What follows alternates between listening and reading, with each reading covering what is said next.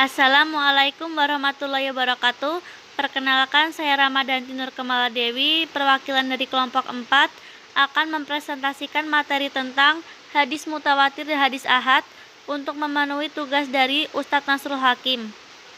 Kelompok 4 beranggotakan Nurul Azizah, Pipitri Dayanti Madoan, Ramadanti Nur Kemaladewi, dan Rina Budiani.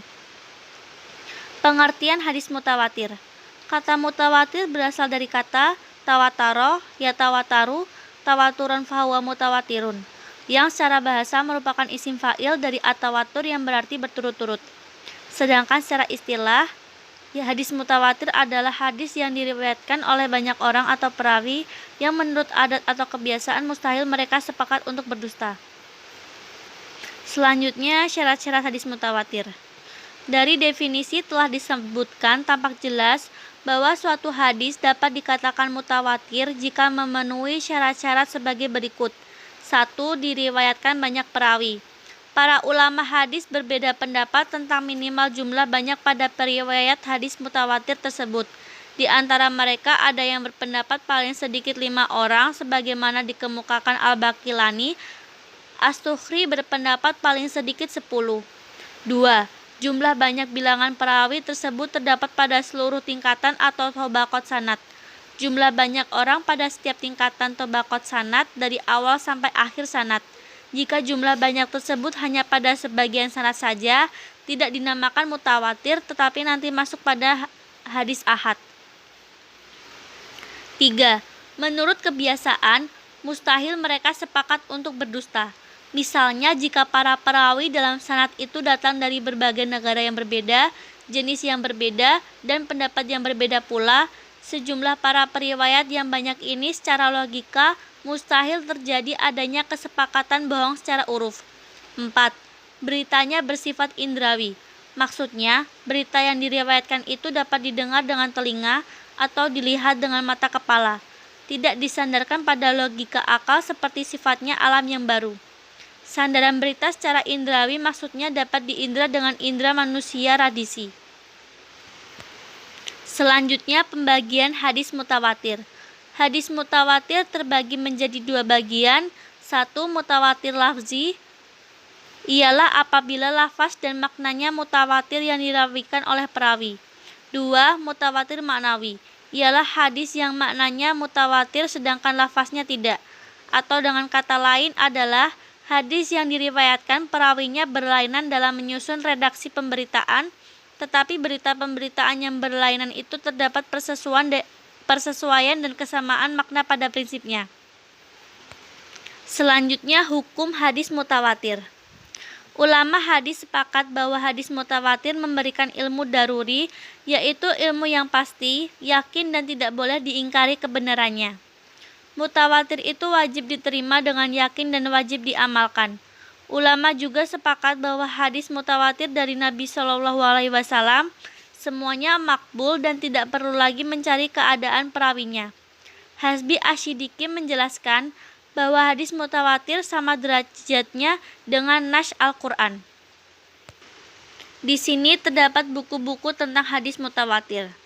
Para ulama telah memberikan perhatian yang sungguh-sungguh dengan mengumpulkan hadis-hadis mutawatir, lalu menjadikannya sebagai kitab khusus musyanaf tersendiri untuk memudahkan para penuntut ilmu merujuk kepadanya. Di antara kitab-kitab itu adalah 1. Al-Azhar Al-Mutanatsirah fi Al-Akbar Al-Mutawatirah karya Jalaluddin Asyuyuti. 2. Katful Azhar karya Jalaluddin Asyuyuti, ringkasan kitab di atas. 3. Al-Ali Al-Mutanatsirah fi Al-Hadis Al-Mutawatirah karya Abu Abdillah Muhammad bin Tulun Al-Dimashqi. 4. Nazmul Mutanatsirah minal Hadis Al-Mutawatirah karya Muhammad bin Ja'far Al-Kitani. Selanjutnya, pengertian hadis ahad. Secara etimologi, kata ahad merupakan bentuk jamak dari wahid yang berarti satu. Maka hadis ahad atau hadis wahid adalah suatu yang disampaikan oleh satu orang. Sedangkan secara terminologi, hadis ahad adalah hadis yang para perawinya tidak mencapai jumlah perawi hadis mutawatir, baik perawinya itu 1, 2, 3, 4 atau seterusnya. Tetapi jumlahnya tidak memberi pengertian bahwa hadis dengan jumlah perawi tersebut masuk dalam kelompok hadis mutawatir. Selanjutnya, pembagian hadis ahad. Dari pengertian di atas, pembagian hadis dapat dibagi ke 3 macam. 1. Hadis masyhur. Masyhur merupakan isim maf'ul dari kata syahroh yang secara etimologi berarti sesuatu yang jelas, diterangkan. Sedangkan menurut terminologi merupakan hadis yang diriwayatkan 3 orang perawi atau lebih di setiap tingkatan, tapi tidak sampai tingkat hadis mutawatir. Hukum hadis masyhur bergantung kepada hasil penelitian atau pemeriksaan para ulama.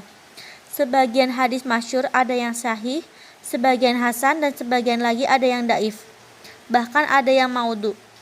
Namun perlu diketahui bahwa kesahihan hadis masyhur lebih kuat daripada kesahihan hadis aziz dan gharib yang hanya diriwayatkan oleh 1 atau 2 orang periwayat saja. Kedua, hadis aziz. Secara etimologi, aziz artinya yang sedikit, yang gagah, atau yang kuat. Secara istilah, ilmu hadis adalah hadis yang perawinya berjumlah tidak kurang dari 2 orang di seluruh tingkatan. Mahmud Al-Tohan menjelaskan masing-masing tingkatan tidak boleh kurang dari 2 orang perawi. Jika sebagian tabaqatnya dijumpai 3 orang atau lebih perawi, hal itu tidak merusak statusnya sebagai hadis aziz, asalkan di dalam tabaqah lainnya meskipun cuma 1 tabaqah terdapat 2 orang perawi. Sebab yang dijadikan patokan adalah jumlah minimal perawi di dalam tabaqah sanad. 3. Hadis gharib.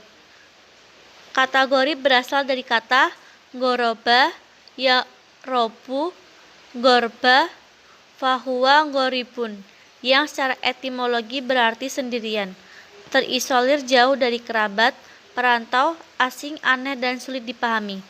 Ulama lain memberi nama lain yang searti dengan gharib adalah hadis fard. Kata fard, tunggal dan satu.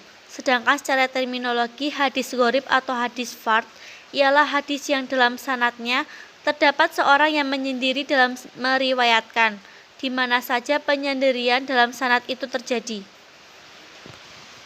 Ulama hadis membagikan hadis gharib ini ke dalam 2 macam, yaitu 1. Gharib mutlak, hadis yang hanya seorang diri perawi dalam periwayatan sekalipun dalam 1 tingkatan sanad. 2. Gharib nisbi. Menurut Mana Al-Khatan, gharib nisbi atau disebut juga al-fardu an-nisbi, yaitu apabila keghariban terjadi pada pertengahan sanadnya bukan pada asal sanadnya. Maksudnya, 1 hadis yang diriwayatkan oleh lebih dari 1 orang perawi pada asal sanadnya. Kemudian dari semua perawi itu, hadis ini diriwayatkan oleh 1 orang perawi saja yang mengambil dari para perawi tersebut. Baik, itu sekian dari presentasi dari kelompok 4. Apabila ada pertanyaan, bisa komentar di kolom komentar di bawah. Terima kasih. Wassalamualaikum warahmatullahi wabarakatuh.